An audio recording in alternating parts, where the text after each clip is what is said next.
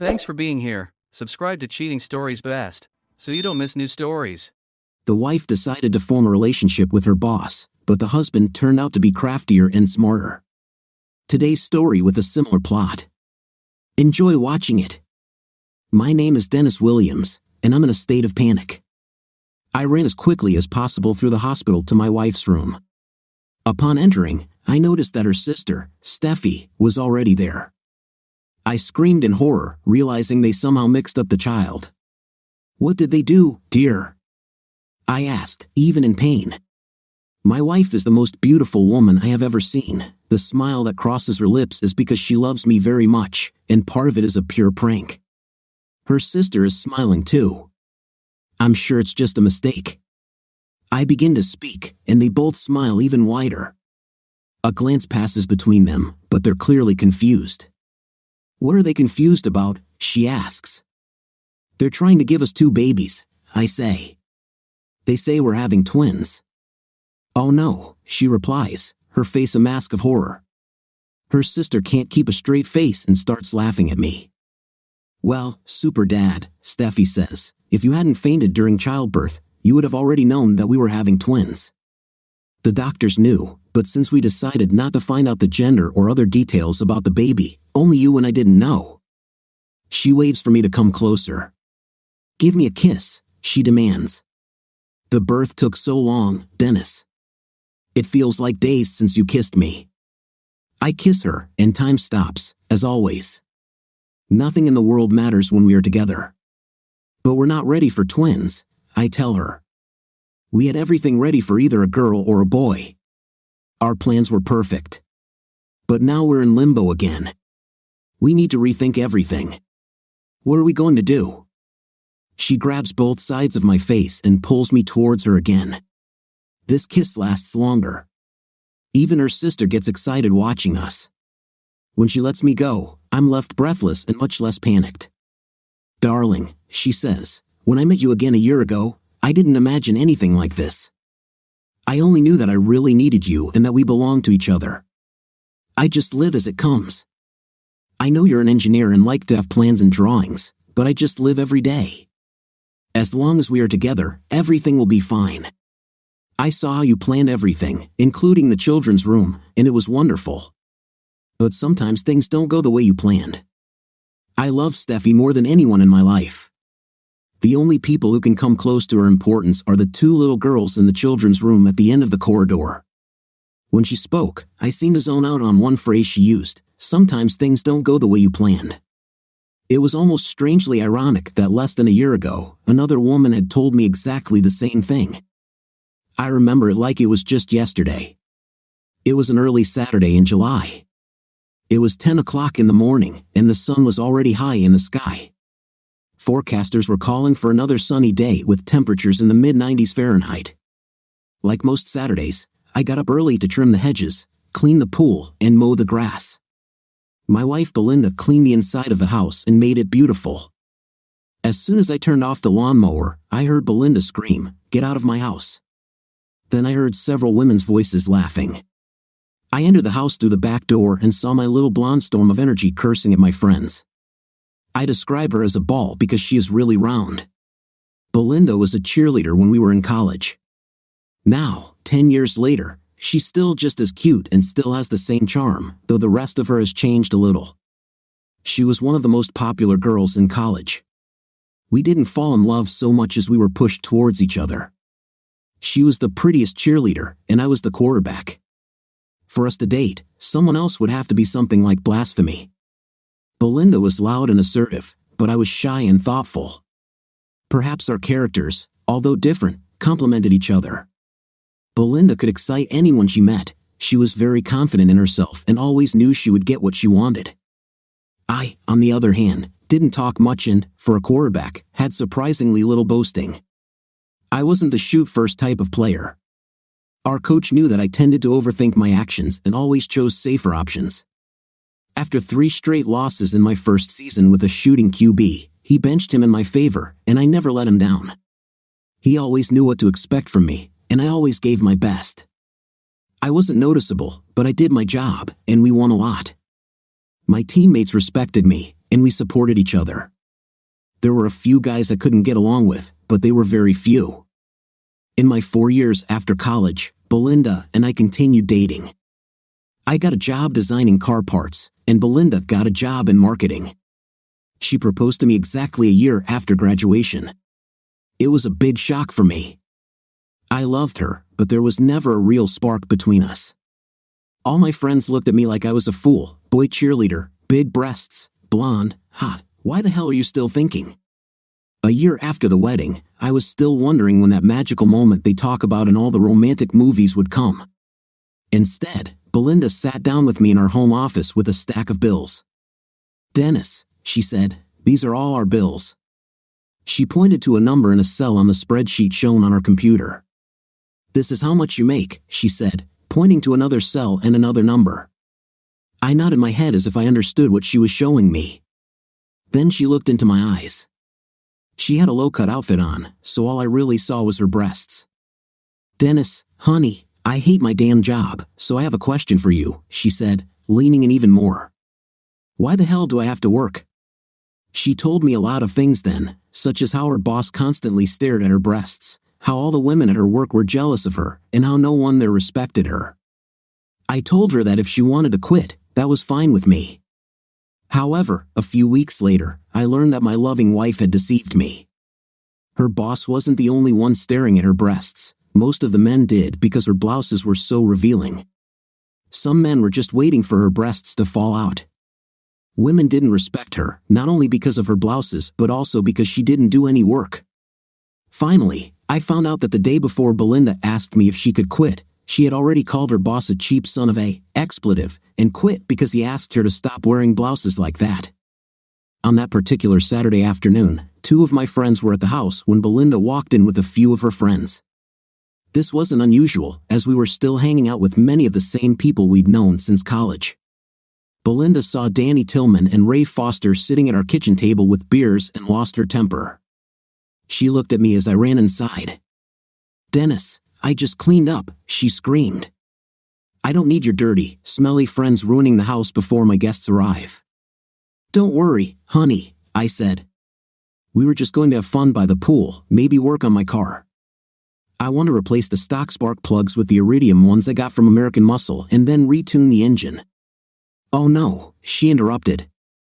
"Nothing like that will happen today. I invited some friends I haven't seen since we left college. We need to discuss our final plans for our 10-year reunion this summer, and I don't want a bunch of stinking, beer-drinking Neanderthals here. I don't care where you go or what you do, but do it somewhere else." "Let's go to Hooters," Ray suggested.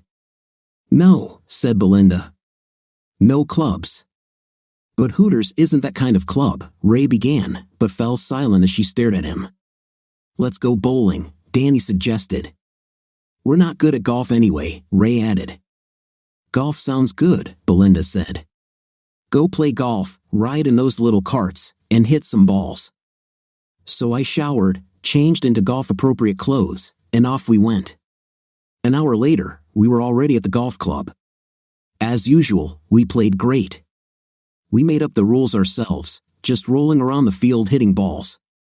Most of the time, our balls didn't even get close to the holes, but that didn't bother us. If you lost sight of the ball or simply didn't want to pick it up, you took out a new one and started from where you were comfortable. I had already lost 8 balls for the day, and we were only on the 3rd hole. We called our game "I Don't Care About Golf." We approached 4 players, 2 of whom were women. At first, we only saw them from behind. It seemed like it was some kind of date between the 2 of them. One of the men started to serve, and Danny immediately started laughing at his clothes, how tight his pants were, and how exaggerated his movements were as he swung at the ball. When the man hit the ball and it spun off the tee, Danny said loudly, "Wow, did you see that? I told you he hits just like Arnold."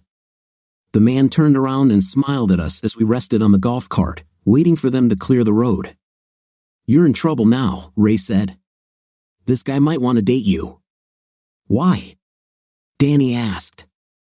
"Well, you said his swing was like Arnold Palmer," Ray said. "No, I didn't say that," Danny countered. "I was talking about Arnold Ziffel, the pig from the Green Mile." We all started laughing, then fell silent as the four of them looked at us. I got chills when they turned to us. One of the women was the next to strike. When she leaned towards the ball, all my blood rushed to one place. Her pants were so tight that they outlined every curve of her backside, and it was amazing. I almost lost it when she turned and looked over her shoulder at me. She nodded her head, and her long red curls parted to reveal her bright green eyes. Wow, Danny and Ray said at the same time. It was cool when she winked and whispered, "Hi, Dennis." They patted me on the back. Another guy from the group stood up and approached us. "Do you want to pass?" he asked. "We don't want to keep you." "No," said Ray. "We'll be fine. We'll just sit here and admire the view. Plus, we'll probably adjust our speed to stay behind you." "I don't like the idea of a group of guys spending all day looking at my wife," the guy said. As soon as he said this, the red-haired woman approached us. "Is your wife here, Clark?" she asked. "I didn't even know you were married." She walked past him and came up to me. "Hi, Dennis," she said. The moment she spoke, several reactions occurred simultaneously. Danny and Ray sat on the golf cart, watching the action as if it were an episode of a reality show. Clark was getting angrier by the second, and I felt like a deer caught in the headlights of an approaching car. She kept coming closer, and I couldn't move. When she came up to me, she hugged me and kissed me. I got lost in her touch and smell. The little voice in my head that was telling me to reason and reminding me that I was married was completely silenced. The fact that we were hugging each other on a public golf course didn't seem important to me either. When I caught my breath, she smiled at me, and nothing else mattered. "You have no idea who I am, right?" she asked. I shook my head. "Stephanie Calhoun," Danny said behind me. "Remember, during her senior year of college, she was a freshman you started tutoring in math. Everyone thought it was cute she had a crush on you until Belinda made you stop. Belinda didn't think it was cute then." I remembered her. She had bright red hair back then, though it was shorter. She also had thick glasses and braces. She has become fuller over the years, but I remembered her. I was attracted to her even then. I think Belinda felt it.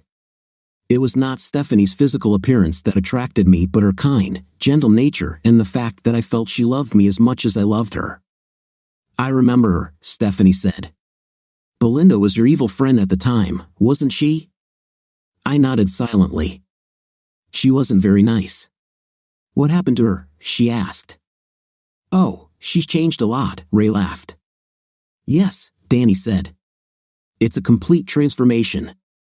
They got married, and now she's his evil wife." "Oh," Stephanie said. She hugged me again and started kissing me. "Stephanie, what are you doing?" Clark shouted. "We?" Stephanie turned to him and glared. "What do you mean, we?" "We're co-workers, Clark. That's all. I invited you to play golf with Ted, Julie, and me. You agreed. I came here to play golf, nothing more. There's nothing between us. Although you tried to pretend it was like a date, it was never a date." "But didn't you hear what they said?" "The guy is married," he complained. "And what?" Stephanie snorted, shrugging. "What does it mean?" "It means so what?" Stephanie replied sharply.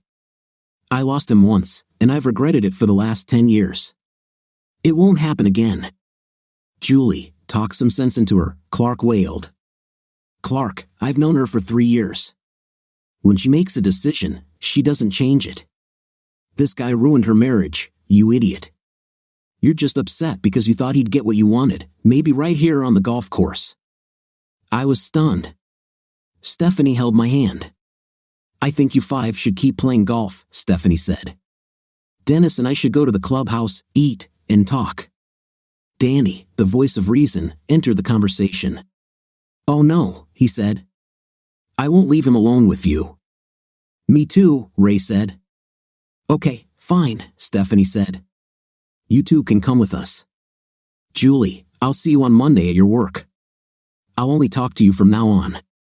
Clark is clearly too upset to take care of my business." "But Julie," Clark began. "Don't worry. Dennis will make sure I get to my hotel, Stephanie said. I'll call you tonight if he needs to get home early so we can go to a show or something. We headed to the golf cart, and the four of us went towards the clubhouse. Danny and Ray looked like someone had tasered their butts, but I felt really good. We sat down at a table and ordered lunch. As soon as we started talking, it seemed like Danny and Ray disappeared. Steph, what did your friend mean when she said I ruined your marriage? I asked. I haven't seen you since, I know it was over 10 years ago. She said, you were several years older than me. Your last year in college was my first. After the evil, mean person you married made you stop giving me lessons and seeing me in general, I graduated from high school and moved to Florida. I never stopped thinking about you. I dated several guys and always compared them to you. I made the mistake of marrying one of them. He was a lot like you. There was a problem, I said. Why was being like me a problem? Dennis, remember when you gave me lessons and you were obsessed with Mustangs? She asked. Remember how I didn't know much about cars and cut out a bunch of pictures of cars to decorate your locker? I laughed and nodded. Well, imagine that you were poor and you needed a car. Someone gave you a Camaro or a Challenger. You would use it and be glad to have a car, but deep down, you would be unhappy. And that's what happened. Phil was a really good guy. He tried his best to make me happy, but in the end, it didn't work. I think he was happier than me when he told me that he met someone. Our divorce was without any arguments, we remained best friends. I met his new wife, and sometimes I even babysit their children. I'm sorry, I said regretfully. Why should you be sorry? She smiled. I am the happiest woman on the planet right now. I never thought I would see you again, and now I not only saw you but was able to hold your hand and even kiss you. Wait a minute, Steph, Ray interjected. Dennis is married. And my name is Stephanie, she snorted. That's what you should call me, nothing else. She turned back to me with the sweetest expression on her face. Besides, I don't care about such unimportant things. I still owe her one. If she hadn't separated us, who knows how things might have turned out. After we ate, talked, and held hands for a while, Danny and Ray decided to head home. I offered to take Steph to her hotel. She kept trying to convince me that we should go somewhere. My phone rang, interrupting that part of the conversation. After a couple of yes and nods, I hung up. Let me guess, Steph said. It was Beaky Poo, right? Yes, ma'am, I replied.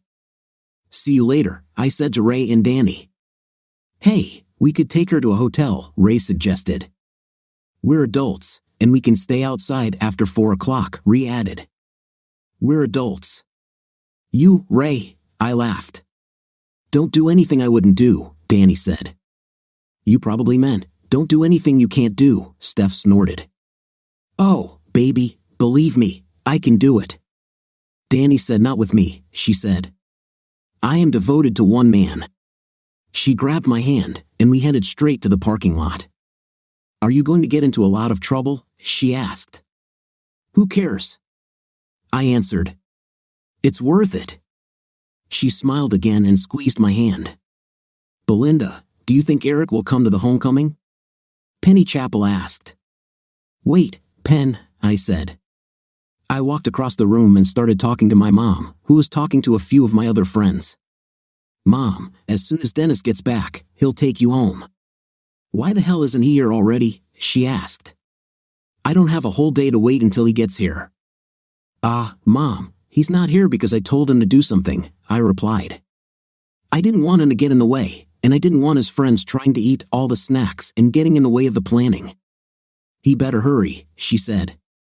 You need to handle him with a tight grip. I noticed a couple of my friends looked at my mom like she was crazy. My best friend Della choked on her drink and coughed loudly. She stood up and followed me as I returned to Penny. Belinda, your mother is crazy, she said. I second that sentiment, Penny interjected. So, are you going to answer me? Damn, I hope not, I said. Sleeping with Eric was the biggest mistake of my life. I was so close to losing Dennis over it. He had divorce papers ready. If you two had lied and convinced him that I was drunk, damn, when that happened, I would definitely have lost it. It might not be the end of the world, Della said. It might even be good. How the hell could this be good? I asked. Well, if he cheated on you, Della continued, you could stay with Eric permanently, and after a suitable waiting period of, say, a month or so, suddenly, I noticed greed in my best friend's eyes. I felt uncomfortable. After a suitable waiting period, your 5th place will be too late, Penny said. I would have taken it already. I felt even more uncomfortable. Night with Eric was terrible, I said, and it's not just because he feels guilty about cheating on Dennis. Eric, okay, let's be adults, he doesn't know how to have an intim. He's also terrible at affection, and I'm so tired of his bragging that I didn't know what to do. This was the biggest mistake of my life. If Dennis finds out that I was with Eric more than once, my marriage is over. Why the hell did you do that? Asked Della. Dennis is in better shape than Eric, and he's better looking. He does a great job and really cares about you. Your BMW was probably worth twice as much as his Mustang. And Belinda, that man loves you. He puts up with everything at your whims. I heard him cutting the grass and trimming the bushes this morning, and then you sent him somewhere. It was quite cruel. You treat him more like a butler than a husband. Why are you telling me this, Della? I asked. I already told you that I made a mistake. I may not be the nicest woman on the planet, but I appreciate what I have, and in my own way, I love Dennis. There will be no more Erics. Then, walking around the hall and checking on the other guests, I suddenly realized that, except for me, no one else considered this situation close. It was even scarier to realize that my 2 best friends seemed ready to rush to win my husband if anything went wrong. I could understand Della. She got divorced and her first husband was terrible. This man was a real freak. He hit her several times and could not hold down a job to save his life. If he wasn't spending her money on alcohol, he was cheating on her with some 20-year-old bartender with 100 vulgar tattoos. But Penny? She was still married. How could a married woman become interested in Dennis? It didn't make sense unless she was planning on divorcing her husband too. I knew Penny, and she was the type of woman who was always looking for something better. They both had to know that if they followed Dennis even after I got divorced, it would mean the end of our friendship. Apparently, they didn't care. I tried to imagine what it would be like to be married to Eric, the guy I cheated on Dennis with. If Penny had been married to Dennis and divorced him, I probably would have followed him too. I think it would be more likely, especially if I was tired of Eric. So it made sense, except that my marriage to Dennis was not in danger. I may not have treated him as well as I could have, but I love him, and he loves me. Maybe I don't always show it, but that's because I've always been a little spoiled. I started life as my daddy's little princess. Then I was a cheerleader from middle school until the end of college. This meant that I always got everything I wanted. After college, there was Dennis. He took on the role of my dad. My stupid relationship with Eric was truly the biggest mistake of my life. The only thing that saved me was that Dennis loved me so much. Della and Penny felt the need to lie for me, and when they convinced Dennis that it was just a drunken delusion, Dennis didn't divorce me. He still wanted to beat Eric up, and I begged him not to. I didn't do it to save Eric. I didn't care about Eric. I did it because if Eric and Dennis got together and Dennis found out that I had been with Eric more than once, he would realize that he was deceived and would divorce me again. But the feeling I was getting from my 2 best friends seemed like one or perhaps both might confess in order to win my husband over. I would kill one or both of them if necessary. I checked my watch again. It's impossible for the drive home from the golf course to take 45 minutes. Dennis was probably mad that I interrupted his game so he could take my mom home. Dennis and my mom didn't get along. He tried very hard to please her, but my mother thought that she was the queen of some unknown country where only she lived. She tends to treat people as if they were servants. Finally, Dennis entered. He smiled and politely greeted most of the ladies present as he crossed the room. I am very sensitive, and I noticed that something had changed in my husband. I couldn't say exactly what it was, but something was wrong. Even when he approached me, his gait was strange. Looking into my eyes for the first time since I cheated on him, I realized that I could really lose him, and it didn't have to be because I would cheat again. It took him over 3 hours in the morning to clean the pool, trim the bushes, mow the grass, and generally clean up the yard and garden. After that, I let him go as if he was just a servant when he was the one who bought the house and paid all the bills. The look in his eyes told me that he was not only angry at me but that I was in a vulnerable position. Perhaps Penny and Della felt it too. Hell, maybe I couldn't fit into my old cheerleader costume anymore, but who could? Dennis could, that's who. He could still fit into his football uniform. He wore it to Halloween last year. I realized then that I needed to push myself. "Honey, can you take my mom home?" I said. He didn't say a word. He simply nodded his head and walked towards her. A few minutes later, he collected her things and led her out to his car. I wondered how he dealt with disappointment. He just wanted to get in the car, take her home, and come back. Mom acted like she was Queen Elizabeth. She had to go around the room one more time and say goodbye to each of her faithful servants who had come to the party. My mom was completely crazy. Sometime after Mom and Dennis left, I began collecting dishes and generally cleaning up as the last of the guests began to leave. The party was a great success, and we had a lot planned for our homecoming. I needed to make sure Eric didn't get an invitation to the meeting. All I needed was for him and Dennis to meet. On one of my trips to the kitchen, the phone rang. It was my mother, and she spoke in a very quiet voice and was clearly angry. Dennis, the trip to my mother-in-law's house had barely begun when she started hitting on me. As usual, she told me a lot of nonsense about how lucky I was to have Belinda and how Belinda was the most beautiful girl in school all these years, and now she is a beautiful woman. According to her, Belinda could marry the Pope himself and no one would be surprised. "You better start trying harder, buddy," she said. "Otherwise, one day Belinda might divorce you and kick you out of her house." "Actually, this is my home," I said. "Not in case of divorce," she chuckled. "A woman always gets a house and children." "This is only in the case of community property and marriage where there are children," I said. "And why don't you give me grandchildren, you selfish idiot?" she asked sharply. I turned on the voice recording app on my phone and didn't answer the question, but it didn't help me. She simply repeated it louder a second time. "Can you hear me, Dennis Williams?" she hissed. "You are selfish. Why won't you let me have grandchildren?" "Actually, Belinda wants to wait a little longer before having children," I replied as politely as possible. Her belly was so swollen I almost thought she was already pregnant. Her mother said, "It's your fault too. You're forcing her to eat all these fatty foods. You're desperately trying to make her so damn fat that no one else will want her, aren't you? You poor deluded idiot. You're afraid she'll leave for a better man? Well, get used to it, because it will happen sooner or later." Then she started laughing. "And don't come to me and cry when she leaves you," she giggled. "I always thought she was too good for you. Why the hell don't you have a better car? Why don't you buy one of those nice German cars like Belinda's?" "I bought Belinda a car," I said. "Well, you should have bought her a bigger one and a better color," she said. "Belinda's car is really cool," I said. "Is it better than a big car and a better color?" "Don't be rude to me, young man," she snorted. "Belinda chose the color and model of her car." "This car is too loud," she said. "All I hear is vroom vroom. It sounds like a damn race car. Growing up, I'm embarrassed to be seen in this." "Wait, you're crazy. Why are you stopping?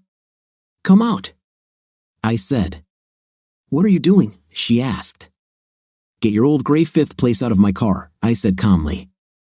"Clearly, my cheap $40,000 custom Mustang isn't good enough for you. So I'm staying here while you take the $200,000 bus home. Belinda will be mad at you." "Mate," was the last thing I heard from her as I drove away, leaving her standing at the bus stop. When I pulled into my driveway, Belinda was just leaving the house. She was furious as she walked to her car and carelessly stepped, breaking the heel of her shoe. "Dennis, tell me this is some kind of joke," she screamed. "Tell me you didn't really leave my mother at the bus stop on the other side of town." I just shrugged. "What could the old lady do that would make you leave her?" she hissed. I took out my phone and turned on the call recording. Her eyes widened, then she smiled. "Oh dear," she said, you're upset because my mom called me fat? Well, I've actually put on a few extra pounds since I graduated from college, but it was after this, I said. She continued listening, then her eyes became hard. I thought she liked my BMW, she said. No, it was later, I said. This is the part where she said she was embarrassed to be seen in my Mustang, I said. I couldn't let her feel embarrassed, so I dropped her off. From now on, I won't be driving your mom back and forth to visit us anymore. If she doesn't learn to behave, she may find that she is no longer welcome in the home. Belinda left, even angrier than she was. A few minutes later, Ray called me. Are you home? He asked. Where else could I be? I answered. Danny and I are coming to your place. We'll help you get rid of the leftover food after the royal party. We'll bring beer. Less than 5 minutes later, Ray climbed over my back fence. Are you ready? I heard from the other side of the fence. Yes, Ray shouted. Then a box of Dos Equis amber flew over the fence. Ray caught it, almost falling into the pool. Danny climbed over the gate. Within seconds, Danny accidentally caught his foot on one of the decorative pieces that adorned the tops of the fence posts. He fell on his chest and began to curse. Damn, Dennis, he said loudly, you need to do something about that damn fence. I started laughing. What the hell is so funny? He asked. Danny, what do you do for work? I asked. I'm an engineer, just like you, he snorted. Then I think you'll like this, I said. He looked at me suspiciously. Is it true? He asked. Well, it doesn't exactly take you to other planets, I said, but it's a way of moving your atoms from one side of a wall or fence to the other instantly, so you never have to climb over it again. We'll be millionaires, he said. No, billionaires. What do you call it and where is it? I call it, I began, looking from side to side as if making sure no one was watching us, a gate. And your dumb fifth place just climbed over it. I opened the gate, and it opened easily on its well-oiled hinges. Ray couldn't help but laugh. Gate, he shouted, laughing even harder. Danny looked like he was ready to explode. I used to love you, Dennis, he hissed. Shut up, Ray. You climbed over the damn fence too, I said. A few minutes later, we were all sitting in front of the pool, drinking beer. Ray ate the potato salad straight out of the big bowl with a fork. Danny had an entire tray of cold appetizers in his lap. What happened to Steph? Danny asked. You mean Stephanie? Ray exclaimed, imitating her voice in icy tone. That's her damn name, for God's sake, and that's what you should call her. Nothing else. We all laughed. This girl is crazy, Danny said, but she's so hot. Why the hell do you get all the hot women? She's not really crazy, I said. She's just used to having a lot of guys stare at her, so she tries to push them away so they'll leave her alone. Away from you, who are obviously going crazy over her. She was just as quiet and calm, just like in college.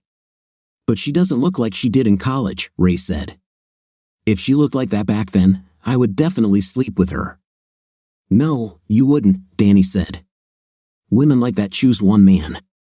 I think as soon as she saw Dennis back then, she had her mind made up. When Dennis finished school, she waited until she met and married someone like Dennis. This woman wants you, Dennis, and she'll get you one way or another. Can you say fatal attraction? Haven't you noticed that she doesn't care that you're married to Belinda? You can tell just by being around her that Stephanie will do anything, to win you. She thought she lost you, so now that she's found you again, it's begun.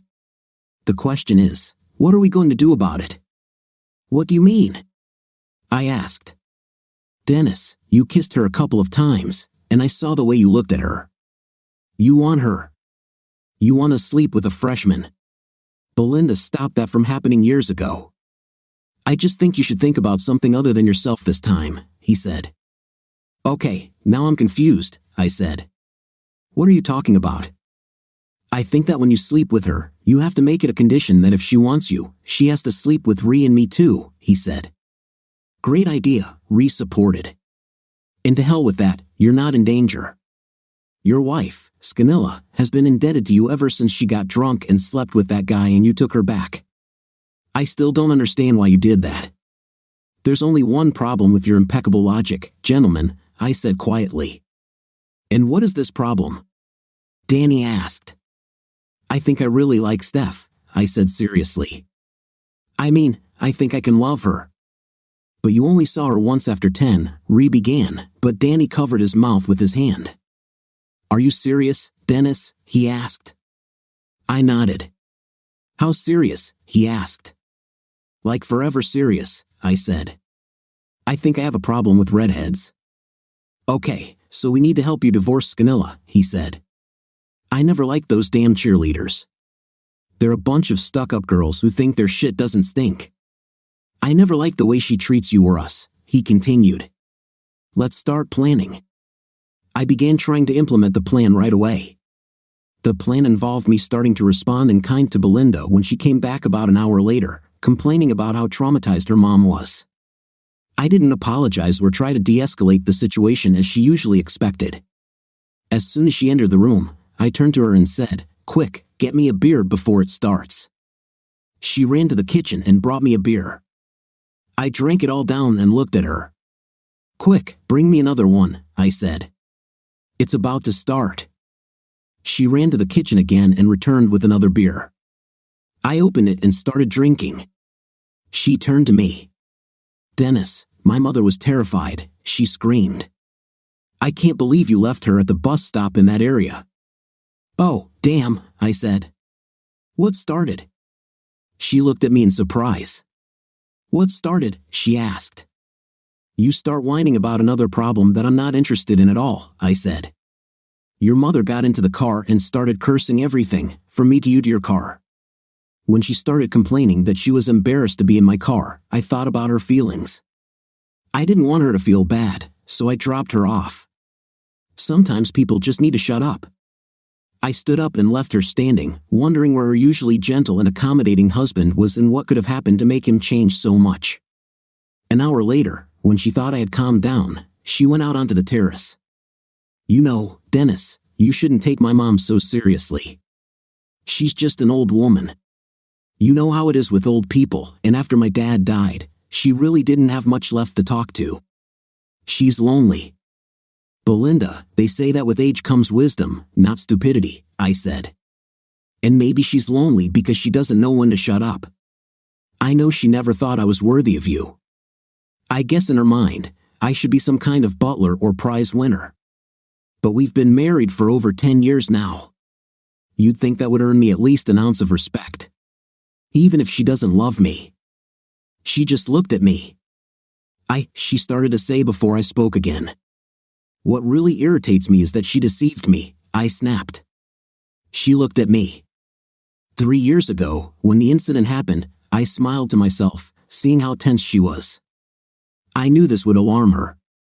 She and your father came here to talk to me, I continued. They tried to convince me to give up my plans for divorce. She cried and whined then too. She vowed to start treating me better. Apparently, her promises are not worth a damn. It makes me wonder what else there is to rely on or who she's still lying to. She took a deep breath and smiled, squeezing my hand. I'm going to get ready for bed, she told me. I'll see you in bed. I saw that she was upset. After the homecoming planning party, I noticed a change in Dennis. He seemed irritable and angry. If I didn't know better, I would suspect 2 things. The first is that Dennis was offended for some reason. My husband noticed how I treated him, and his feelings were hurt. I think he doubted that I loved him, and he reacted with anger. The second thing I suspected was that one of those who claimed to be my friends said something to him to make him realize how badly I treated him. It certainly could have been someone else who told Dennis, but I truly believed, after our conversation on Saturday, that it was either Della or Penny. The nasty thing was that I couldn't really figure out what to do until I figured out who the rat was. If it was either Della or Penny, I was screwed. I couldn't do anything to them because if I made either of them angry, they would just tell Dennis that I slept with Eric more than once, which he knew about. They might as well have told him that I wasn't actually drunk. My marriage would be over faster than one of these cheerleaders could take off her panties. I focused on trying to mend my relationship with Dennis. I started doing things with him, but more often than not, he refused. He seemed to spend a lot of time on the golf course, probably because I told him to go there on Saturday, and he teased me about it. He also spent a lot of time with his Neanderthal friends.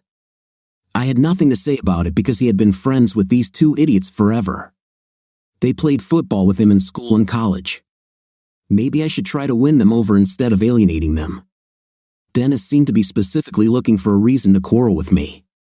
One of the things that really told me he was angry was almost funny. When I was angry with Dennis, I used to hit him below the belt. I pretended to be tired or not in the mood for intimate. I could get whatever I wanted from Dennis after a week without night. But this time, Dennis decided to play my game against me. The night of the planning party, he came into bed, and I waited for him to start touching me. He rolled over and pretended he was going to sleep. Half an hour later, I noticed that he was really asleep and rolled away from me as far as the bed would allow. I was surprised when he repeated this the next night. I realized I might have a problem. The next day, I wore the lowest cut blouse I owned and made sure to keep my breasts in his face at all times. It didn't change anything.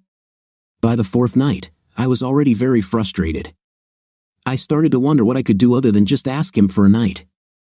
A woman is not supposed to have to do this. I've never had to do this before. Damn.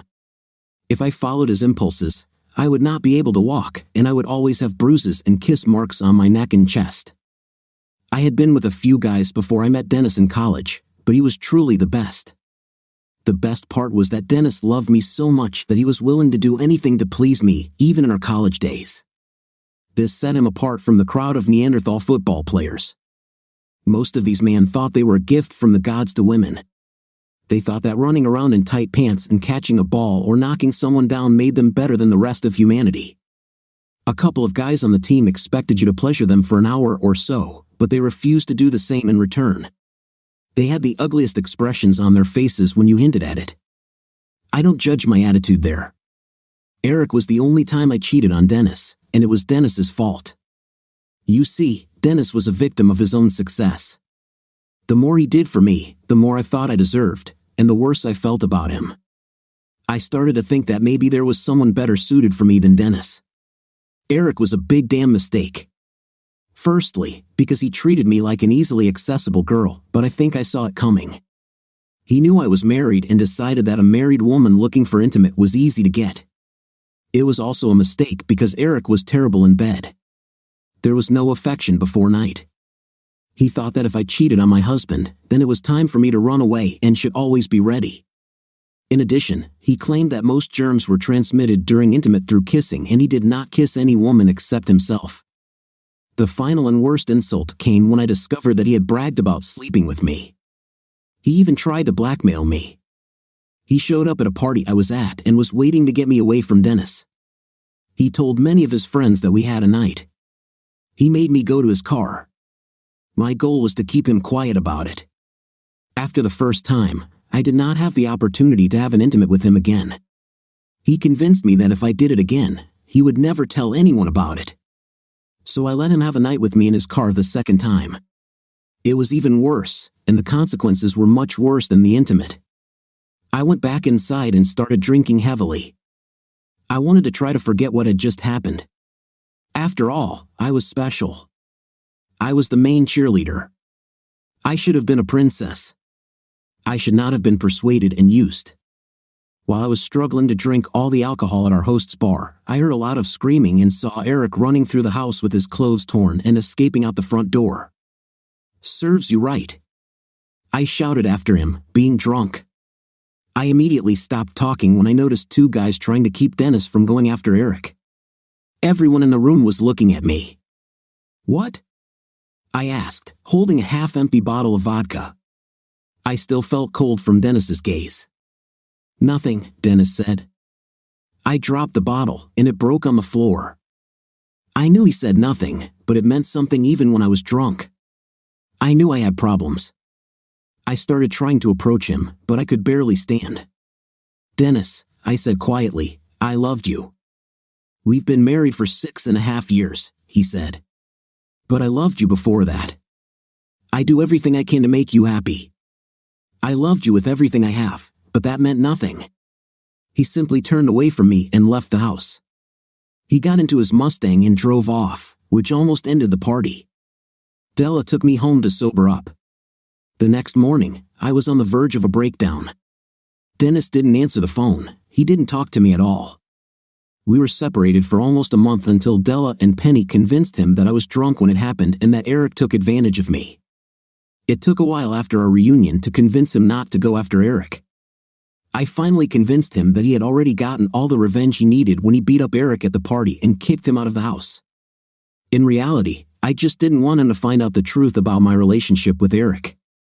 Now, the problem was that any of those who had already shown interest in Dennis could have told him what really happened. Dennis didn't return to his place after the first week. I was so eager to win him back that I was ready to handcuff him to the bed. I saw him looking at the cheerleaders while watching a football game and spoke to him. "Dennis, do you fantasize about having a night with a cheerleader?" I asked. "I can go upstairs and put on my uniform. You'll tear it trying to get in." He said.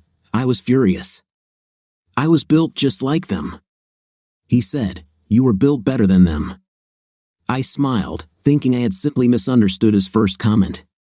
"Well, honey, I still have the same figure," I said in a pouty voice. "It's true," he said.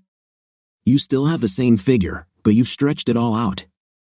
I was furious. "Dennis, my breasts have gotten bigger since then. Most women's breasts get bigger as they get older. It makes my body seem fuller, that's all." "What are you saying?" I asked. "Are my breasts suddenly making me look fat?" "It's not about your breasts," he said. "I love them." "It's not your breasts that make you look fat." "Well, honey, you have to understand that married women don't dress as cute as single girls. My clothes are looser too because I dress for comfort. I already have my husband, so I don't have to squeeze into jeans that I can't breathe in. Do you want me to wear tighter pants? Do my pants make me look fat?"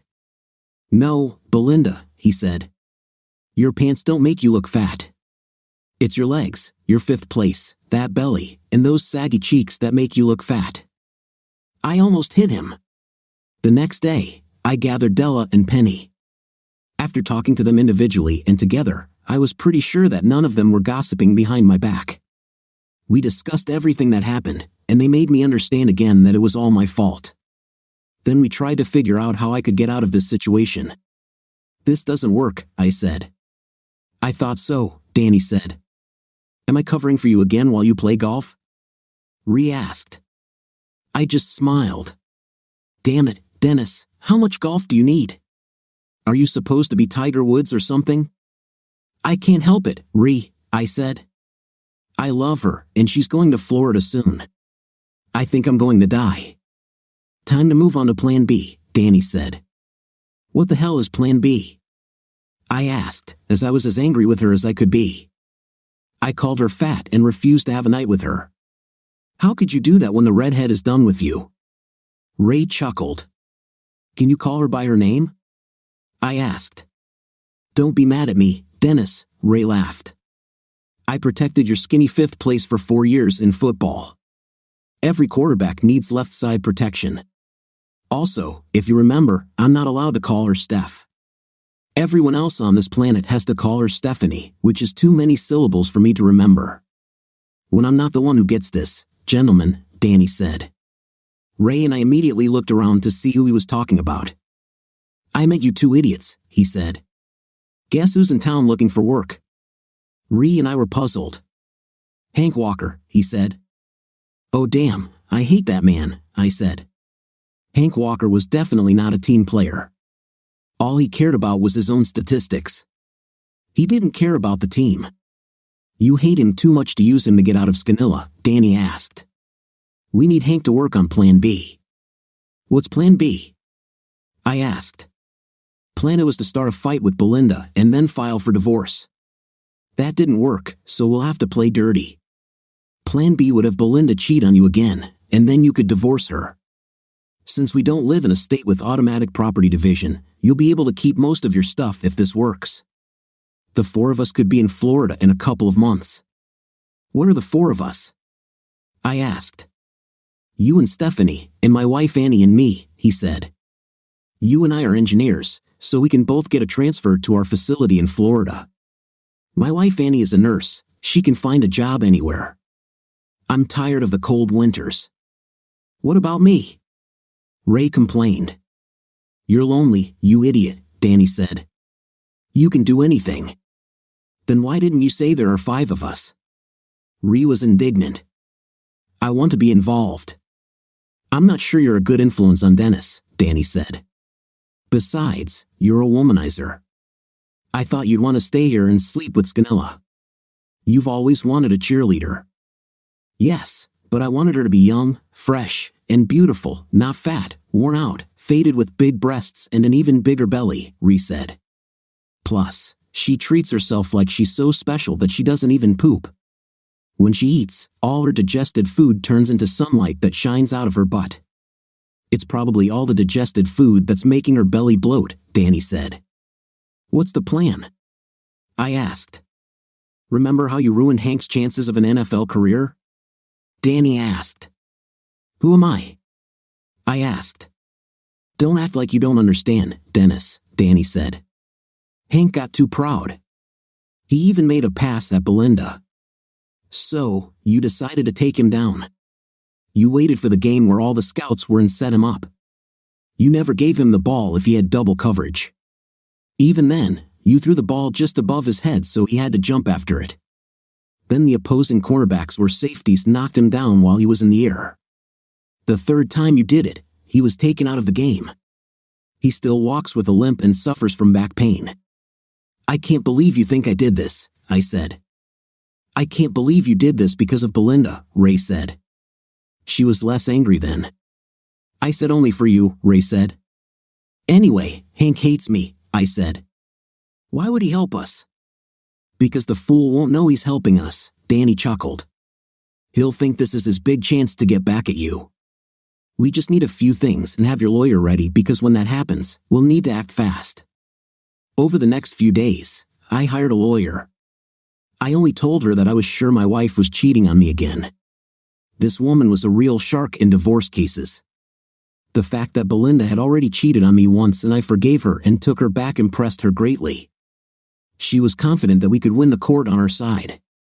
From the way she spoke, I got the impression that after this, Belinda would be living with her mother in a nursing home. I also had to buy several new video cameras and bugs for our house and Belinda's cell phone. In addition, I needed portable cameras for surveillance, which would most likely be done by Ree, as Danny was dealing with Hank. He convinced Hank that I was still a smug jerk with a stick of self-righteousness up my 5th place. They met at the bar a few times, and that was enough to make Hank go after Belinda as some kind of revenge against me. I should note that Hank had a wife and 2 children that he brought with him to town and was currently unemployed. The same do-it-yourself streak that ruined his place on the team got him fired from so many jobs that he had to move back home. Hank was also convinced that a loss of confidence due to injury and failure as a professional football player had ruined his career, so he blamed me for getting fired from his job so often. In fact, every flawed dream and failure he had in his entire life was linked to me in his mind. He even blamed me for things that happened to him before we met. I was the bane of his existence, and I didn't even know it. Well, after this is all over, I'll have to find a way to let him know that I set him up. According to Danny, things were going well with Hank. We had a few small problems that needed to be worked out, but nothing that couldn't be overcome with a little money and thinking. The first was the need to somehow turn the unemployed and generally unattractive Hank into someone Belinda might be interested in. Belinda still saw herself as a young, beautiful cheerleader who thought her smelled like roses. Fat, balding, unemployed Hank was someone she would reject at a glance. The obvious and only answer to the situation was to buy Hank a couple of suits and give him some money to spend on Belinda. Then, of course, he would probably wonder where the money came from and why anyone would be willing to go to such lengths. We got Danny's wife, Annie, involved in this case. Annie agreed to help us because, A, she thought the idea was funny, B, she really wanted to move to Florida, and C, she hated Belinda to the core. Annie had gone to college with us and still remembered Belinda's disgusting attitude towards anyone she didn't consider worthy of her presence. At that time, Annie was just a medical student. Because she wasn't a cheerleader or a candidate for prom queen, she was beneath Belinda's attention. The cool thing about the last meeting was that Ree and I could sit at the bar with our hats on and change clothes. Danny called me right before Hank sat down at the table and left his cell phone connected to mine so Ree and I could hear the entire conversation. "Hey, Danny," Hank said, sitting up nervously. I had questions, but, I see you have company.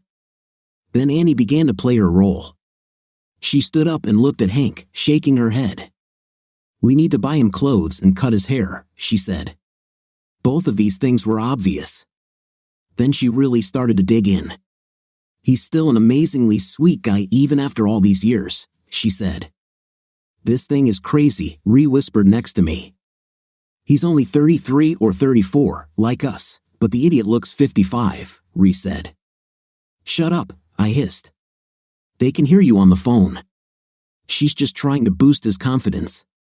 "Oh, I knew it," Ree smiled. Then a puzzled look appeared on his face. "How will cheating help boost his confidence?" I gave him an angry look, and he fell silent. "So you're in?" asked Hank. "Who are you?" "I'm Annie Neova," she said. "I went to college with you." "Did you study?" he asked. "I don't remember you." "You don't remember me, do you?" she said. "I wasn't popular, so it's not surprising." "So you hate Dennis too?" he asked. "Every cell of my body," she said, laughing. "Oh damn, she ruined everything," I said. Even Danny turned away. Surprisingly, Annie picked up the ball again after her foul and carried it. "Sorry," she laughed. "But it's so liberating to say it out loud in the company of other people who feel the same way." I fell under his spell one day, like everyone else. I thought he was the sweetest guy ever. That man charmed me right out of my knickers and almost destroyed my marriage. Ree and I looked at each other and even patted each other on the back. We were so amazed by Annie's acting skills. "I'll get this woman an Oscar," I whispered. Everyone in the bar was looking at us. "Touchdown!" I shouted. "Long live Blue!" Ree shouted. The people who were staring at us went back to their business and forgot about us. "Are you married?" asked Hank. "Yes," she said, pointing at Danny, who looked shocked and then played it off. "That damn Dennis almost ruined our marriage. It took us years to get over his stalking and seduction of me. I still don't understand why he went after his best damn friend's wife. He's just evil.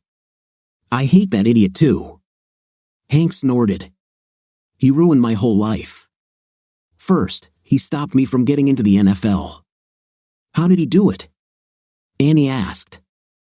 "I think he paid the other team's players to beat me up," Hank said. "Don't they already do that?" Annie asked. "Well, yeah, but when you pay them, they make it even harder," Hank said. And as if that weren't enough, I think he followed me all over the Midwest, firing me from job after job. I think he paid people to fire me and always fired me for stupid things. That's why I'm sure he was involved in this." "What things did you get fired for?" Annie asked.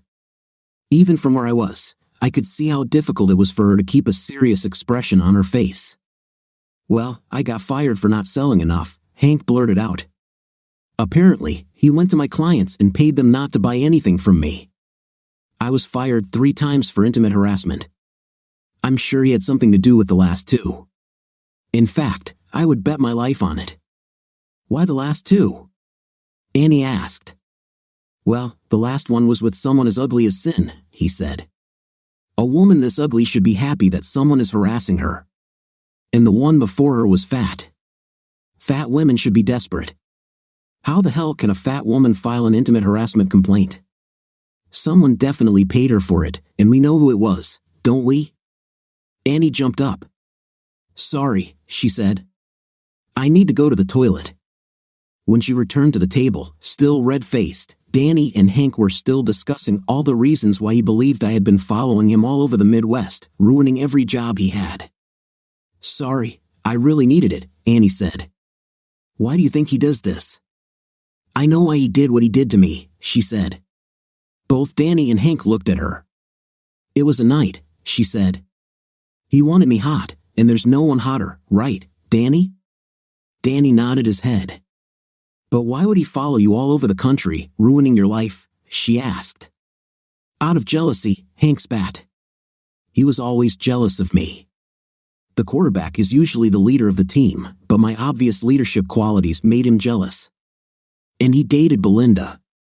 Belinda was attracted to me. He knew that he would lose her because of me, so he resorted to devious tricks to hold her. So Belinda really loved you? Annie asked. Both she and Danny were fighting back tears. If that man hadn't interfered, Belinda and I would probably be married now, Hank said. She was crazy about me, but most women are like that. You said it yourself, I'm an attractive man. Yes, Annie agreed. You and Belinda belong together. Tomorrow you and my husband will go shopping together, and the next evening we'll arrange for you and Belinda to meet by chance. From there, we'll just unleash the magic. Aren't you coming? He asked. Maybe a woman's opinion on clothing would be helpful. I already screwed it up once, she said. I'm not sure I should spend much time with you. I understand, Hank said. He stood up, drained his glass, and then left the bar. When he reached the door, he turned to the table and gave Annie what he probably thought was a heated look, then walked out. Hank and Annie couldn't help but laugh and continued laughing. I went to the door. Hank was standing at the bus stop across the street. I made sure he got on the bus and then joined Danny, and Annie at the table. They were still laughing. I hugged Annie so tightly that I lifted her off the floor. Thank you so much, Annie, I said. You were brilliant. Hey, stop it, Ree said. You don't want things to go too far again. We looked at him. Ray, Danny said. Let me guess, Ray said. Are you okay with Dennis sleeping with your wife? Wow, I never thought you were a coward. And you would think that if you were going to let anyone have her, it should have been me. I'm the only one of us who is not married. Danny and I just shook our heads. Ree, it didn't happen, I said. I don't go around and sleep with other men's wives, especially not my friends' wives. He looked at Annie. You lied to Hank, he accused. He's in, Annie said, but he's only in because Dennis ruined his life. What I can't understand is how Dennis finds time to do his job while he's chasing Hank around the Midwest, ruining his life. Ree, I'll explain that to you later, Danny said. Annie looked at me and smiled. It was fun, she said. I'll wait until I call my cousin and tell her. She'll love it. I looked at her in surprise. She nudged Danny in the side. You didn't tell him, did you? She asked. I forgot, Danny admitted. What? I asked. Okay, I think you should know, Danny said. Annie always hated Belinda. Even during college, she always thought you were too good for Belinda, so she tried to set you up with her cousin. I don't remember this, I said. Yes, you do, Danny said. Last Saturday, Della, who was friends with Annie, called her and asked why she didn't come to the party your wife was throwing. They talked for a while, and the conversation came up about how Belinda kicked us all out of the house. Della told Annie that we were going to play golf. Annie called her cousin, who was in town on business, and told her what golf course we would be at. Her cousin arrived at the golf course a little earlier than us, and you have been, studying its lower regions since then. So, my step, is this your cousin? I asked Annie. Annie looked at Danny, and her eyes widened. So when we get married, I'll be your cousin? I asked. Yeah, Annie smiled. I told you so, Danny said. Belinda, nothing I did seemed to matter to Dennis. It got to the point where he wouldn't even do what I told him to do. A couple of days ago, I politely asked him to stop at a cosmetic store on the way home and find out what shades of red nail polish they had. I told him to just go to the store, take a photo of their red shades, and send me the photos. Then I would tell him which one to bring. He didn't even bother to stop. When he came in, I was surprised to see no bags with him. Where's my polish? I asked sweetly. You forgot, right? He looked at me with a look I had never seen before. Then he simply smiled. I didn't even stop, he said. I realized then that my mother was right. My dentist was getting insolent with me. He was acting completely crazy. I expected him to start singing "We Shall Overcome" at any moment. "Belinda, I love you," he said. I already knew that, even though he had been mean to me for almost 2 weeks. I knew that Dennis loved me. We hadn't had an intim for a long time, but he loved me. I think he was trying to convey some ideas to me. The following statement began to push me toward my mother's point of view. "Belinda, I have to work all day, 5 days a week," he said. "I don't see the point in this. Someone has to do the work, and I didn't think it had to be me. You're home all day," he continued. "You do as much housework as you want all day long. You don't stick to a schedule, you don't have anyone to give you tasks, you don't have a deadline, you don't have a team to coordinate with. You can do whatever you want whenever you want." "Well, Dennis, that's why I stopped working," I said. "So if you have so much time to do nothing," he said angrily, "why can't you get off your ass and go get your own polish?" "Because I was resting," I said. "If I had to get up and go somewhere, I wouldn't rest anymore." He just left. It ended with another night without night. In fact, he went to the golf club again. I knew it was my fault because I sent him there first, but at least he was polite. I could tell he was using the shower at the golf club. Previously, when he went bowling or played golf, he would come home covered in sweat and want to have an intimate with me right away. I missed those days. The next day, when I was in the store, a man suddenly appeared in front of me, and we collided. He dropped his briefcase. I was ready to yell at him when he looked up at me. "Oh my God, Belinda, is that you?" he asked. "You haven't changed at all. I'm sure you can still fit into your cheerleader uniform." I just looked at him and smiled. "I just finished a meeting with a client," he said. "I don't usually go to them. They should come to me, but this is a $3 million bill. What brings you here?" "I was shopping," I said. "I'd really like to know what happened to you after school. Can you spare some time for me over a cup of coffee or a glass of something?" he asked. "Any one of them," I said. He chose a bar right in this building, and after I put my purchases in the trunk of my BMW, we sat down. We spent the whole day talking. It took me a while to remember Hank from college, but after he started complimenting me, I relaxed. Hank told me a lot of new things, including what a jerk Dennis was in college. I barely remembered Hank reprimanding me at school. I think the only reason I remember it was because it was fun for me to see Dennis get jealous and yell at me to stay away from this guy. Towards the end of the day, Hank slipped his hands under my skirt and moved toward the promised land. Various thoughts flashed through my head. Hank was probably as rich as Croesus and he wanted me badly. On the other hand, I loved Dennis, but Dennis treated me badly because I treated him badly.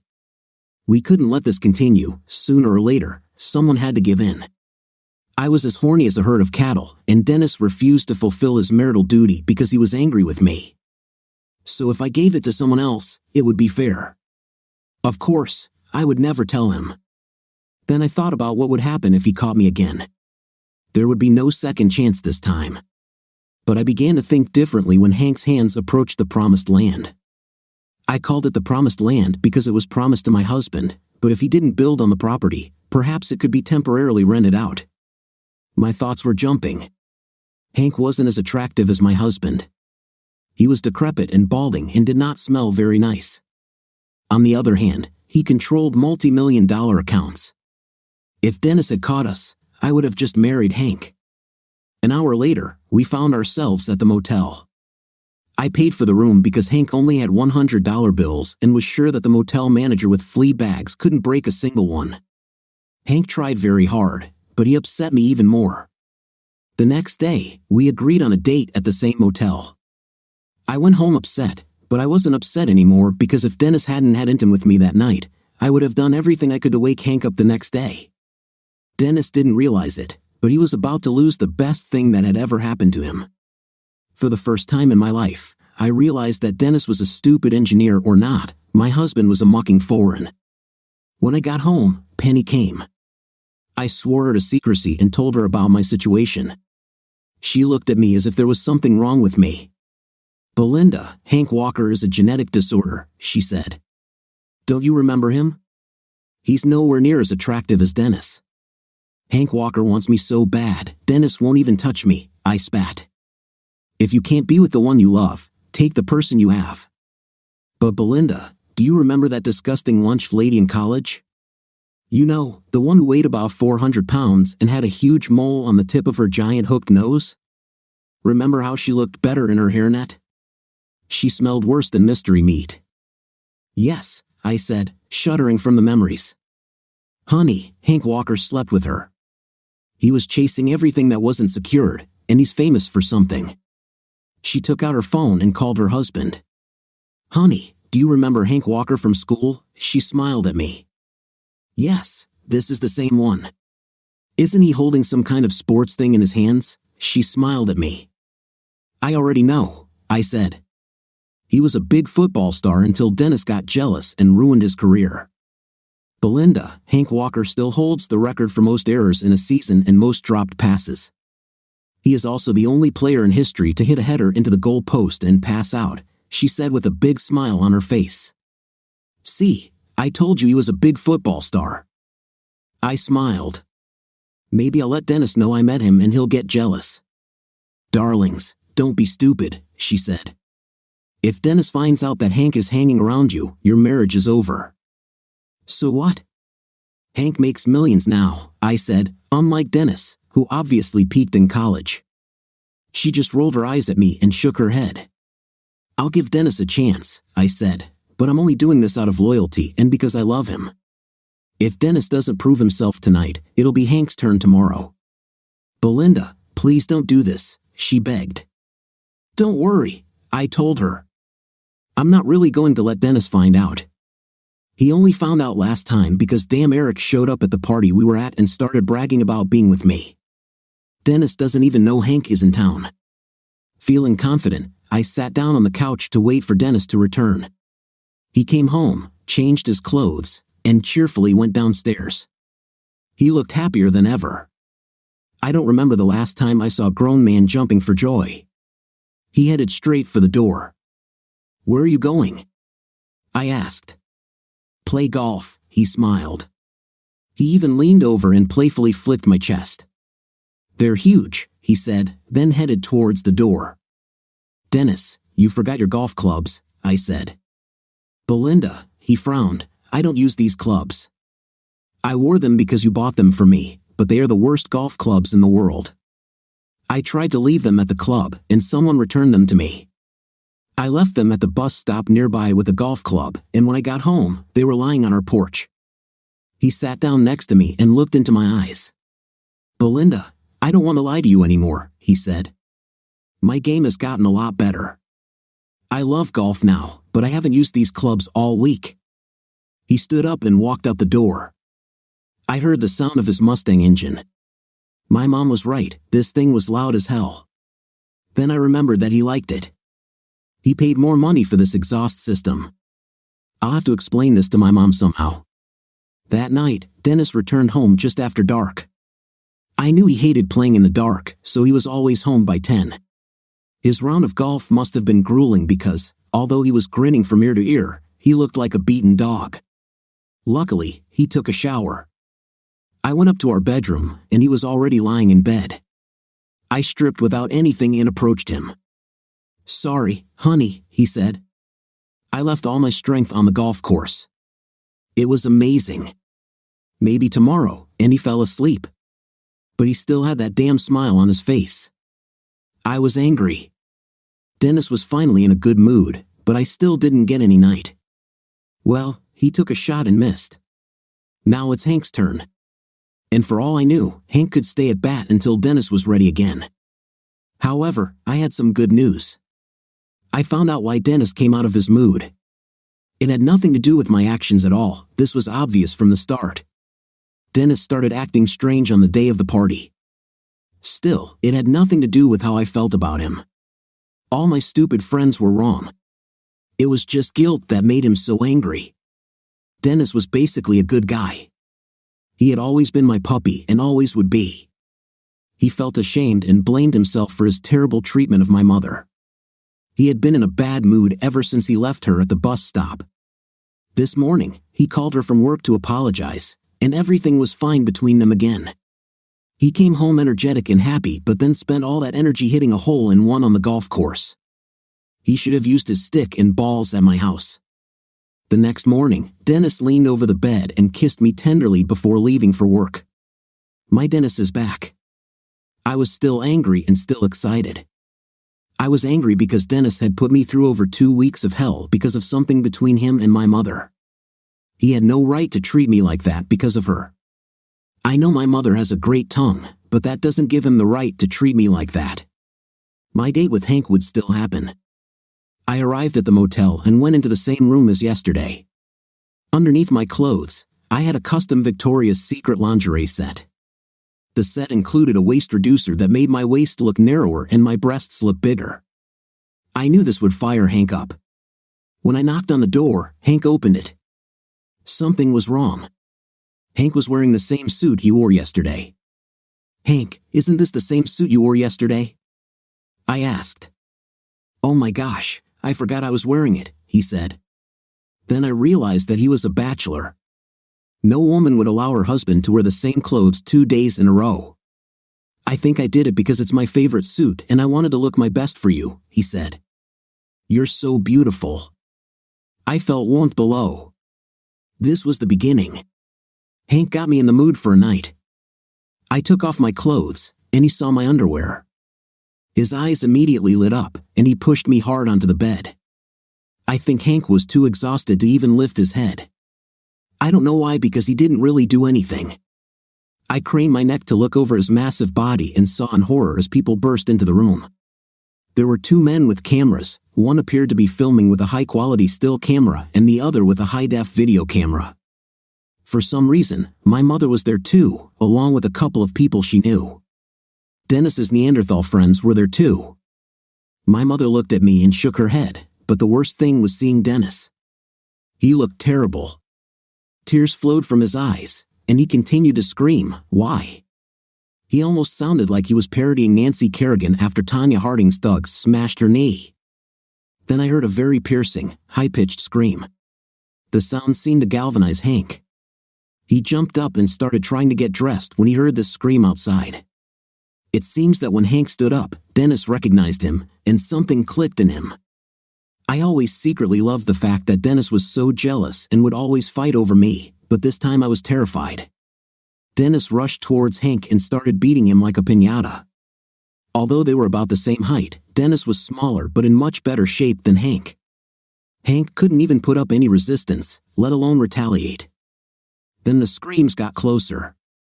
Suddenly, a short, plump woman with a huge hooked nose ran into the room, followed by 3 of the ugliest children I had ever seen. A woman wouldn't need makeup to play one of the hobbits in The Lord of the Rings. Her legs were also quite large. "Stop hitting my husband," she screamed. Dennis turned to her angrily. "Let me do it," she cried. She ran up to Hank and hit him below the belt. Hank screamed louder than anything I had ever heard in my life. He writhed in agony on the floor while both cameras filmed him and some people in the room spat on him. Then that angry little woman turned to me. She hit me, and I lost my ability to reason. It was like a lightning strike. She hit me so hard that I couldn't see. All I saw was a blinding white light. I heard a cry. The voice sounded like my mother's. I turned to look at her and felt something bite into my ankle. I looked down and saw a small, troll-like child viciously biting me. I looked behind me. Dennis had left the room, still crying. I got out of bed, wearing only a corset. My 5th place and everything below my waist were still exposed, but I didn't care. I needed to catch up with Dennis and try to explain. My brain worked hard and came up with the best lie I could muster. "Dennis, honey, he slipped me something," I screamed. "He was always jealous of us. Remember back in college? Did he put something on you twice?" Dennis asked.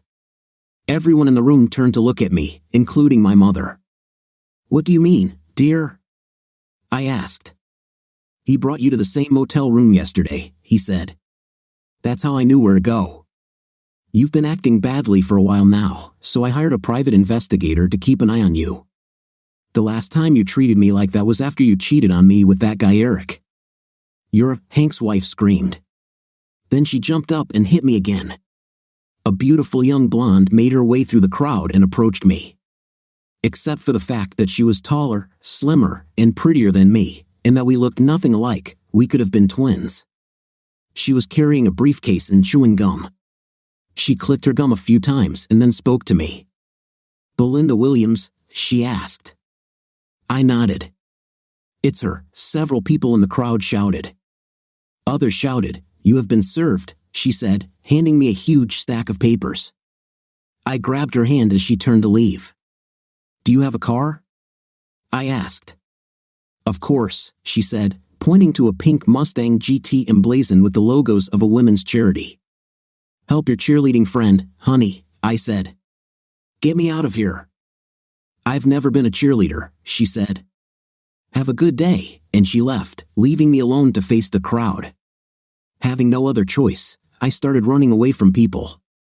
I had walked less than half a block when a police car pulled up in front of me. 2 officers got out of the car with their hands on their pistols. "Get on the ground," one officer shouted. "For what?" I asked. "We've been keeping an eye on this house," the officer said. "The owner of the house warned us that his crazy ex-wife might try to break in before he sold it." "You look pretty crazy, and the ex is enough," another police officer added. "Get out of here," said the first officer, "and don't come back. I'm warning you. Next time you'll end up in jail." I approached my neighbor's house, a dear old lady. She opened the door slightly, leaving the chain behind. "Mrs. D, can you help me?" I asked. "I'm the one who called the police," she said. "Should I call them again?" "We've lived next to each other for 10 years, I said. "I fed your cat when you were on vacation.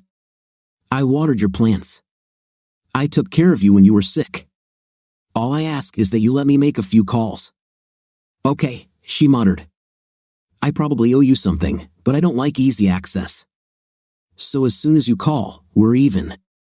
Move away from the door and keep your hands visible." She left the house without taking her eyes off me.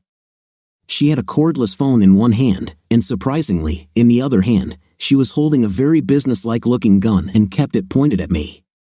The most incredible thing, however, was that for some reason, there was a bottle of Lysol disinfectant in the pocket of her old-fashioned dress. I picked up the phone and called Dennis's cell phone. He answered after 2 rings. "Hello," he said. He didn't sound upset, he actually sounded quite cheerful. "Dennis, I'm so sorry," I said. "Please forgive me. Can we just sit down?" And all I heard was a beep. I called again, and the call went straight to voicemail. The answering machine said his mailbox was full, which was impossible. His voicemails were stored on the company's servers. I often had to empty Dennis's mailbox because he rarely listened to them, and sometimes he had 500 or 600 messages. I called Dennis's work. I was told he took the day off to play golf. His secretary hung up before I could even ask to leave him a message. I think I heard her call me a stupid when she hung up, and the strange thing is, it seems she wanted me to hear it. I called my mom. I had to call her 3 times before she answered. "What?" she asked. "Mom, I need a place to stay until I figure this out," I said. It seemed like we had to wait forever for an answer.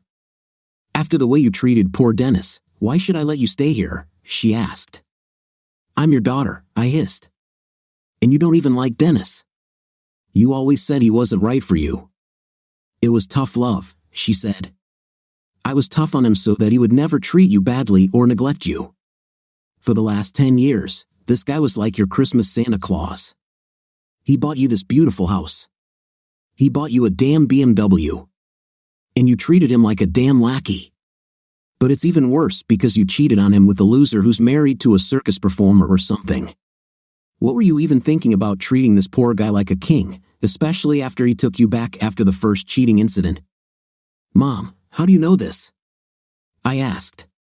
"It's all over the news, stupid," she said. "It's so bad that Dennis plans to leave town after the divorce." "What do you mean, divorces?" I asked. "Hank's wife is getting divorced too," she said. "This is wonderful," I said. "Can you come and pick me up?"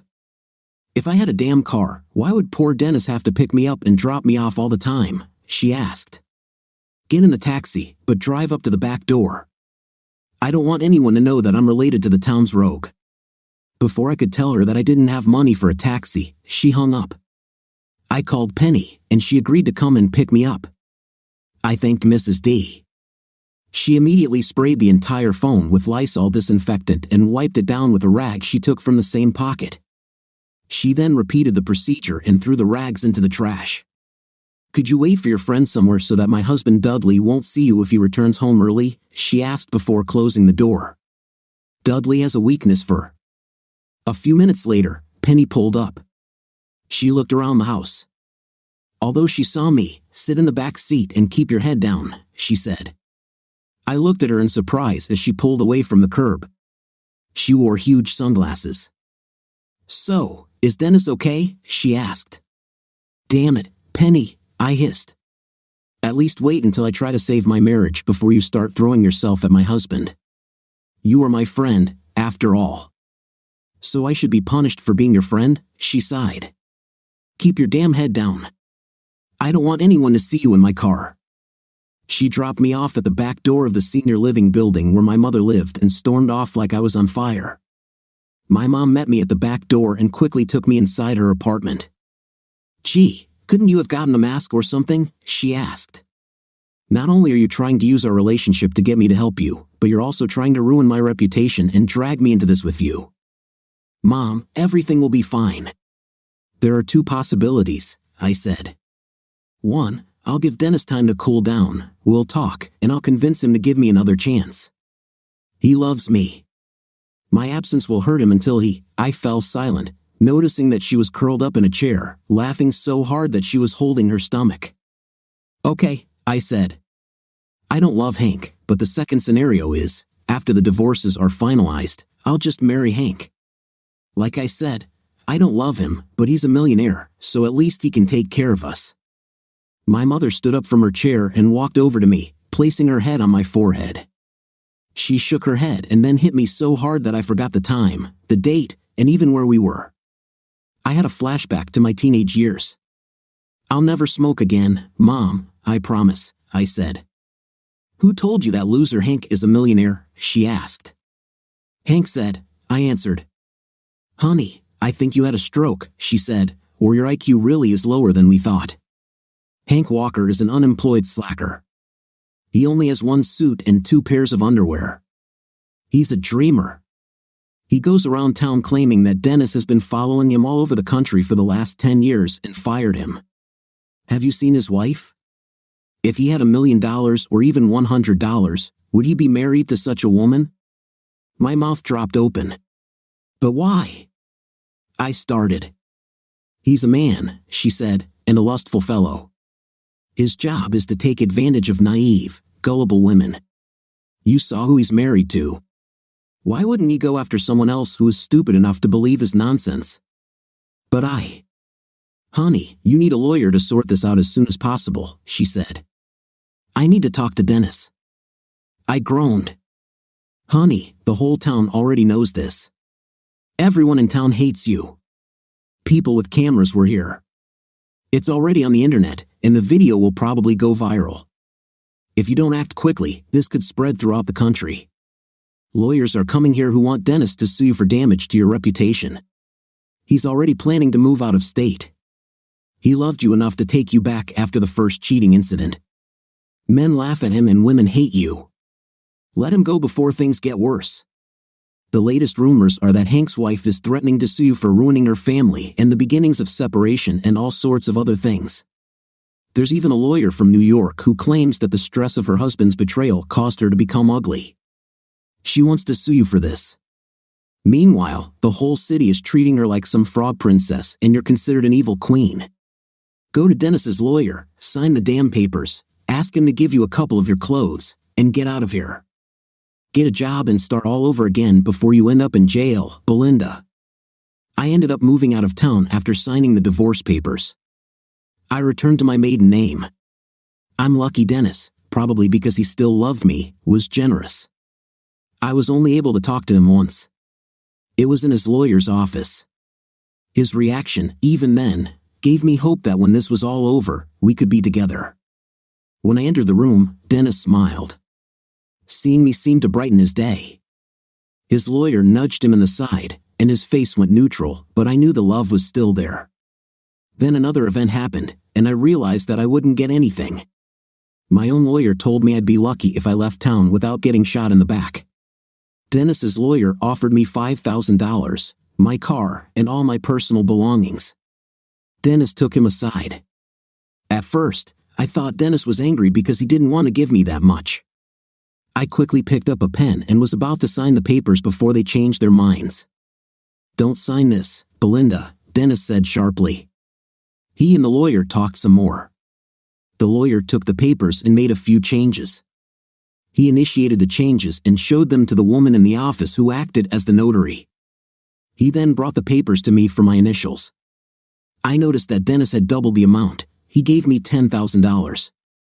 I quickly signed the papers and looked up to thank Dennis, but he had his head in his hands and looked like he was crying. His lawyer handed me my copies of the papers and the check, then escorted Dennis out of the room. Everyone else in the room, including my own lawyer who did nothing, looked at me as if I had just crawled out from under a rock. I couldn't believe I had ruined my life and caused such pain to a man who had done nothing but love me with all his heart. I moved to a neighboring state and rented an apartment. It was nowhere near as good as the beautiful home I had lost.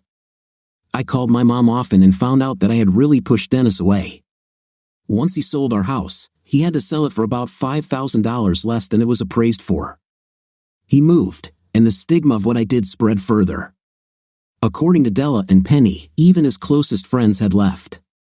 At first, I couldn't get a job, so I started working as a waitress. It was hard work, and the tips were small. My boss, the woman who owns the diner, said it was because of my attitude. She said there were a few complaints, but I didn't have to worry because my job was safe. A few weeks later, I noticed that she began to watch me more closely and even rubbed herself against me at every opportunity. If she were a man, I would start to worry.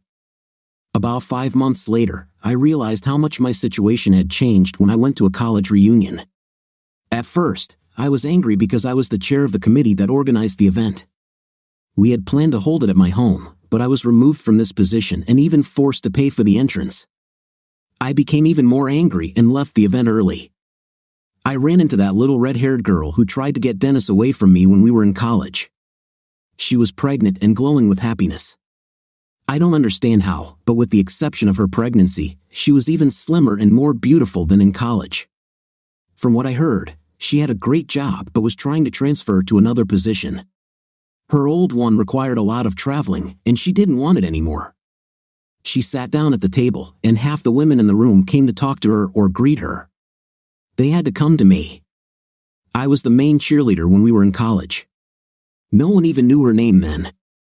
I noticed that 2 of Dennis's friends were sitting at the table with her.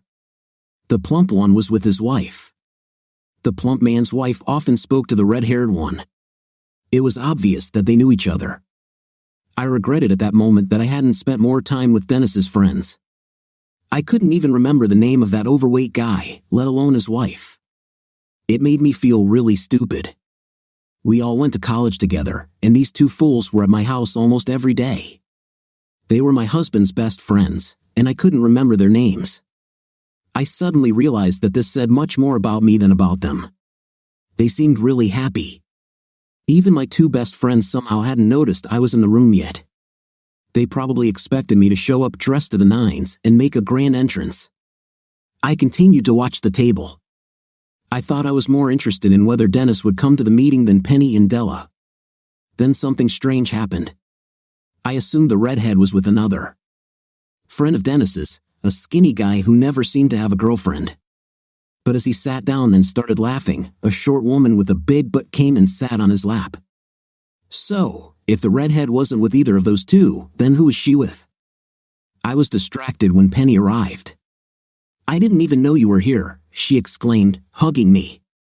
"Yes," I said. "I had to pay at the door." "Oh, it must be a mistake," she said nervously. "What's wrong with the redhead?" I asked. "Oh, you remember Stephanie, don't you?" she said. "Remember, she was a freshman when we were seniors? Remember how cute it was when she had a crush on Dennis?" "I didn't think it was cute," I said. "Penny, is Dennis coming?" "Honey, Dennis is here," she said. "He's running for homecoming king. He had to go back to the hotel to get a pillow for his back." Even when she spoke, I looked past her. I saw Dennis come back into the room, and he looked like $1 million. He had a beautiful suit, his hair was freshly cut, and he was smiling and just beaming. I was sure that he had survived the pain I caused him. Perhaps he was even here hoping to see me, just as I was hoping to see him. I walked towards him, and she grabbed my hand. "Belinda, don't go there," she warned. "Why not?" I asked. "He's happy again." "I see. Maybe we can talk now." "Belinda, as your friend, you should know that he is happy, but—" I waved my hand in front of her face, cutting her off. "Damn it, I've been through hell these past 5 months. It's time for me to get a little lucky." As I crossed the floor, I heard fragments of conversations. "Can't believe she's not running for queen. Who cares? She's still a beauty." My confidence grew with every conversation I overheard. This continued until I walked up to the table and saw Dennis putting a pillow on the back of that red-haired girl. My jaw dropped, and I was dumbfounded. Everyone in the room could see my tonsils. Della came and stood next to me. "Are you as angry as I am?" she asked. "I came here hoping to see your ex, and he's here, but he came with Stephanie. How is that even possible? It's not even been 6 months since your divorce. Are you sure they're together?" I asked. Remember, in college, Dennis was always picking up strays. Maybe he just wants to show her a good time. "I wish he could show me a good time," she said. "I think he looks even better since you broke his heart. Can you believe he was asked to run for king and she said no? She said no one would want to see her fat, pregnant body on stage. Her belly is smaller than mine, and she's pregnant.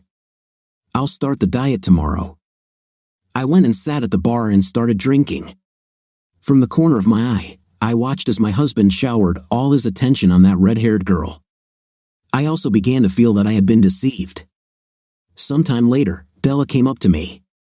She warned me against drinking too much and brought with her the wife of an overweight guy. I noticed Della was asking about the redhead. "So, how many months is she?" Della asked. "She's 5 months along," the other woman replied. "Will she marry her father?" asked Della. "Wouldn't you?" The other woman laughed. "It's funny. I've known him all this time, and I never thought Dennis wanted kids so much. I know Belinda wanted to wait." "Della," I said, jumping off my stool at the bar, "you're not telling me the redhead is carrying my husband's baby, are you?" "Honey, you and Dennis are practically divorced," she said. "He can do whatever he wants with whoever he wants. I tried to warn you that he was moving on. If you hadn't made him suffer so much, you should be glad he found someone. You should see how cute they are together. They even have their own little names for things. Like when they go out to have a night, they call it golf." My head exploded. All those times Dennis told me he was going golfing, he couldn't, could he? Another thing came into focus. The redhead was almost as many months pregnant as it had been since my divorce. I really don't believe in coincidences. Dennis should have cheated on me before we even filed for divorce. The golf thing hit me with terrible force. What really pissed me off was that Dennis only gave me $10,000. We had hundreds of thousands of dollars in savings and investments, and I gratefully and stupidly agreed to the crumbs. I realized then that my life was ruined, and I understood whose fault it was. It wasn't my fault. It wasn't Dennis's fault. All marriages have difficulties. Dennis loved me, I'm sure of it. We would have survived our crisis if it weren't for that damn Hank who seduced me when I was vulnerable. Hank had to pay. I asked Della if she had heard anything about Hank. She told me that Hank and his wife's divorce was almost finalized. This wasn't news because the wife tried to sue me. Her lawyer called me and said that the case would begin as soon as the divorce was finalized. I just laughed in his face because I was making next to nothing, and because it was Hank who seduced me, they wouldn't get anything from me anyway. Della told me that Hank and his wife were still living in a hotel across town. I was half drunk but fit enough to go and tell the idiot off for ruining my damn life. I got into the car and barely started it. The parking attendant tried to tell me that I was too drunk to drive. I just closed the door and left. I drove onto the lawn and almost hit a fire hydrant, but that was because he was making me nervous. I parked in a cheap hotel parking lot without incident. I had no idea how I would find Hank's number, but I got lucky. I saw one of his children playing and followed him. I watched as the child returned to the hotel room. The door wasn't even locked. I looked out the window and didn't see any of the adults inside. I changed my mind and decided to return to the car, but before I could move, someone hit me on the back of the head. Everything went dark. When I woke up sometime later, a policeman was shining a flashlight in my eyes and telling me not to move. I tried to get up and noticed the gun in my hand. There was a shrill scream from a woman behind me. It was familiar. There she is. There's this crazy right here. It was Hank's wife, pointing at me. I lost consciousness again. When I started to come to my senses, I heard conversations, drunk as hell and mumbling. I told her she was too drunk to drive. She drove across the grass, hit a curb, and almost hit two people on her way out of the parking lot. I heard her at the bar. She was already drunk and talking about how some guy ruined her life and that he had to pay. The detective came over and just looked at me. "Why did you kill him?" he asked. "I know you had an affair. Did it start and last since you were in college, or did it just pick up again recently?" I started to stutter. I know you got divorced because of this," he continued. "Is that what made you so angry that you killed him?" Another police officer entered the room and spoke to the detective. "You have a visitor," he said. "I'll let her in here. You're chained to the table, so you're not going anywhere." I expected to see my mother or Della or Penny. This was the last person I expected to see. She sat down, tears streaming down her small, ugly face. When she looked at me, she smiled. "I saw my husband at homecoming," I said. "I was drunk and angry, but I didn't plan to kill Hank. I only wanted to tell him off for ruining my life. But when I got there, I changed my mind. I was just going to go home and try to forget about it. I planned to get back at Hank another way. I swear to you, I never fired a gun in my life. I never planned to kill anyone." "I know that's stupid," she said, "but sometimes things don't go the way you plan. I'm guessing someone hit you in the head, and when you came to, the man was dead. The medical examiner will eventually prove your innocence. But if I were you, I wouldn't say too much until then. Ask for a lawyer, refuse to talk until they give you one. It's all your fault." She got up and left the room. She stopped in the doorway and said, "I want you to know that I forgive you. You weren't yourself, and after everything that happened, anyone would have cracked under that kind of pressure." 3 days later, the police acquitted me of murder charges. I was still in custody for the offenses I had committed. They included drunk driving, almost hitting two pedestrians, and damaging the lawn in front of a parking lot. I was given a large fine and time in prison. My driver's license was suspended for 6 months. By then, they knew I was being framed.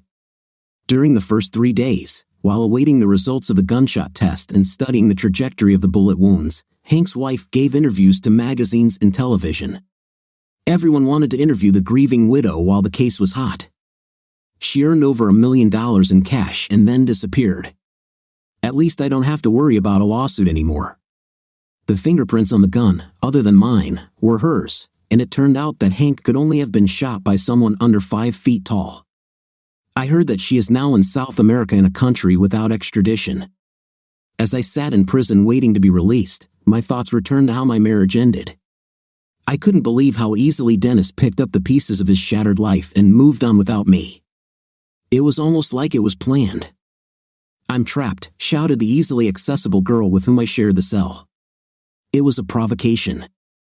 They deceived me into taking money for Intim. Suddenly, I realized that she was screaming exactly what happened to me. I treated Dennis like crap, and he was tired of it, so he got rid of me, allowing me to compromise myself. What did the screaming call it? Provocation. Unfortunately for me, provocation was only illegal when carried out by the police. Dennis. I came out of my thoughts in time to see Steph smiling at me. I'll just go back to the furniture store and buy the exact same crib in the same color, I said. We'll be fine. What do we call them, one for my mom and one for yours? She smiled, extending her arms and reaching for me. My doctor said I shouldn't play golf for about a month, but after that, we can start working on the boys. What will we do when they grow up and move away? I asked, sitting on our deck in front of the lake, without clothes, and seeing what happens. She giggled. I never imagined I'd be as crazy about someone as I am about you, I said. I just never saw it in my plans. Dennis, she said, kissing me, sometimes things just don't go the way you plan. What do you think of our story today? It seems to me that the wife in this story is totally wrong and to blame for what is happening. What is your opinion? Write in the comments. See you in the comments.